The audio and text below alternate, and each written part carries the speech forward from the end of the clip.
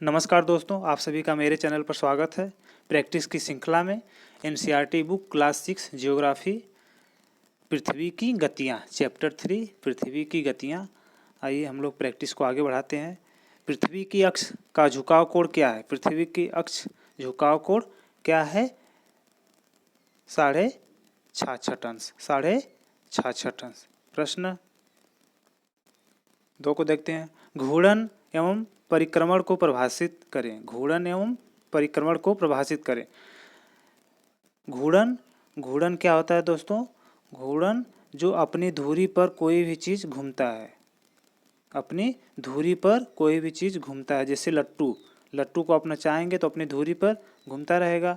और परिक्रमण किसी एक बिंदु को कोई उसके चारों तरफ चक्कर लगाते रहे तो उसको हम लोग परिक्रमण कहते हैं। लीप वर्ष का क्या है? लीप वर्ष क्या है? आइए देखते हैं। लीप वर्ष साधारण वर्ष संभवतः 365 दिन का होता है, तो उसमें फरवरी 28 दिन की होती है।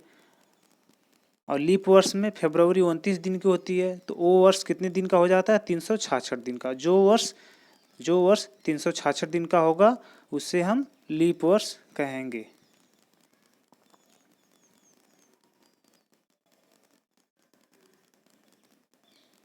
प्रश्न 4 को देखते हैं हम लोग।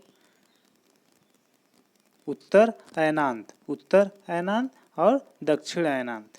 उत्तर अयनांत मतलब उत्तरी गोलार्ध। 21 जून को उत्तरी गोलार्ध में सबसे लंबा दिन होता है। उत्तरी गोलार्ध में 21 जून को सबसे लंबा दिन होता है और सबसे छोटी रातें होती हैं। इसी समय दक्षिणी गोलार्ध में सबसे छोटा दिन, उत्तरी गोलार्ध में सबसे छोटा दिन एवं सबसे लंबी रातें होती हैं।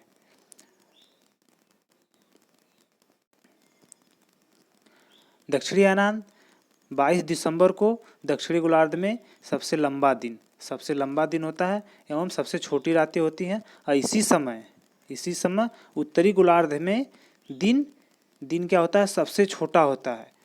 दक्षिणी गोलार्ध में दिन 22 दिसंबर को जब दक्षिणी ध्रुव के आसपास जाएंगे दक्षिणी गोलार्ध में तो उस दिन सबसे छोटा होगा और रातें सबसे लंबी होगी। चलिए दोस्तों आगे देखते हैं।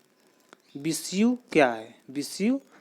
विषुव को एक प्रकार से हम लोग इक्विनोक्स बोलते हैं। इक्विनोक्स जिसको हम लोग इक्वल बोलते हैं, बराबर। तो इक्विनोक्स विषुव क्या है? विषुव उसे कहते हैं जिस दिन पृथ्वी पर दिन रात बराबर होते हैं। वो समय है 23 सितंबर और 21 मार्च। विषुव को हम लोग समझ गए दोस्तों। पृथ्वी पे जिस दिन और रात बराबर होते हैं, जैसे 23 सितंबर और 21 मार्च। चलिए अगले प्रश्नों को देखते हैं।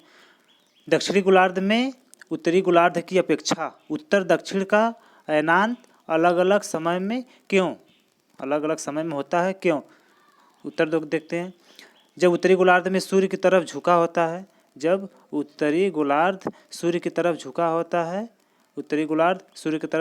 सूर्य की किरणें कर्क रेखा पर सीधी पड़ती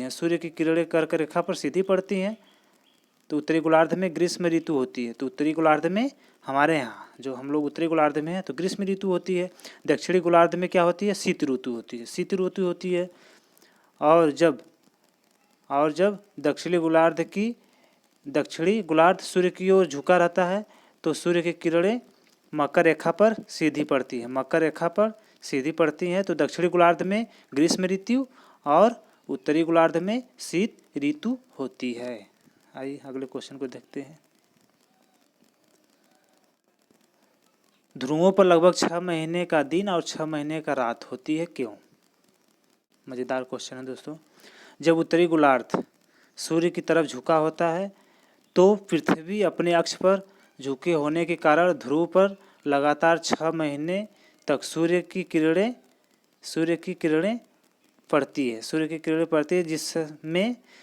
जिससे 6 महीने का दिन होता है। 6 महीने का दिन होता है। इसके विपरीत दक्षिणी ध्रुव पर 6 महीने की रात होती है, और जबकि दक्षिणी गोलार्ध सूर्य की ओर झुका होता है, और दक्षिणी गोलार्ध पर लगातार 6 महीने सूर्य की किरणें पड़ती हैं, जिससे 6 महीने का दिन होता है।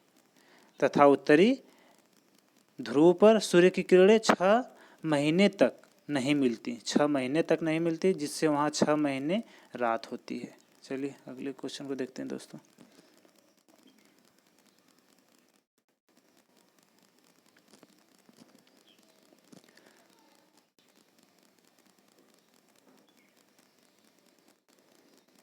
पृथ्वी की सूर्य के चारों ओर की गति को क्या कहते हैं? चारों ओर की गति को क्या कहते हैं हम लोग? परिक्रमण। चारों ओर परिक्रमण, अपनी धुरी पे घूर्णन। प्रश्न, सूर्य की सीधी किरणें विषुवत पर किस दिन पड़ती हैं? विषुवत पर किस दिन पड़ती हैं? ऑप्शन गेस कर। 21 मार्च। अगले प्रश्न को देखते हैं।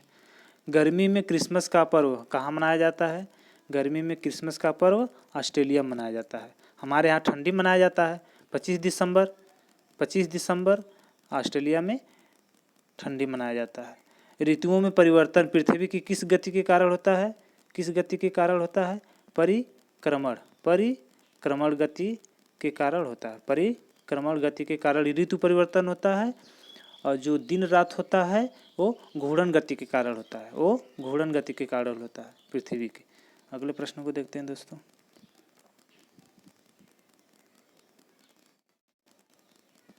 एक लीप वर्ष में दिनों की संख्या कितनी होती है? 366 होती है। पृथ्वी की प्रतिदिन की गति को क्या कहते हैं?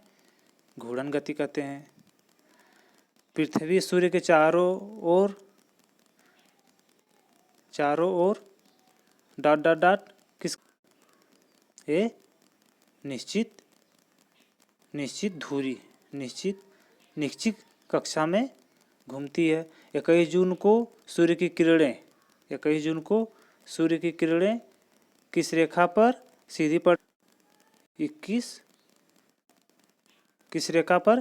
कर्क रेखा पर। किस रेखा पर? कर्क रेखा पर। किस ऋतु में दिन छोटे होते हैं? किस ऋतु में बताइए आप लोग दोस्तों। किस ऋतु में? शीत ऋतु में। किस ऋतु में दिन छोटे होते हैं? शीत ऋतु में दिन छोटे होते हैं। ग्रीष्म ऋतु में दिन बड़े होते हैं। अगले क्वेश्चन को देखते हैं दोस्तों। आइए अब कुछ प्रैक्टिस कर लेते हैं हम लोग। सीटेट एग्जाम में पूछा गया था, लोअर पीसीएस में भी पूछा गया था। कर्क रेखा क्या है? कर्क रेखा 23.5 अंश उत्तरी अक्षांश को कर्क रेखा कहेंगे। 0 डिग्री अक्षांश को विषुवत रेखा कहेंगे। 23.5 अंश दक्षिणी अक्षांश को मकर रेखा कहेंगे।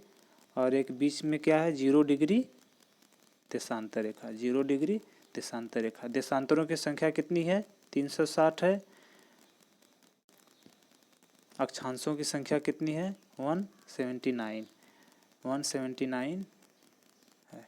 दोस्तों वीडियो अच्छे लगे तो लाइक, सब्सक्राइब, शेयर करिएगा। इसी तरह हम लोग फुल एनसीईआरटी सॉल्यूशन पढ़ने वाले हैं। धन्यवाद दोस्तों।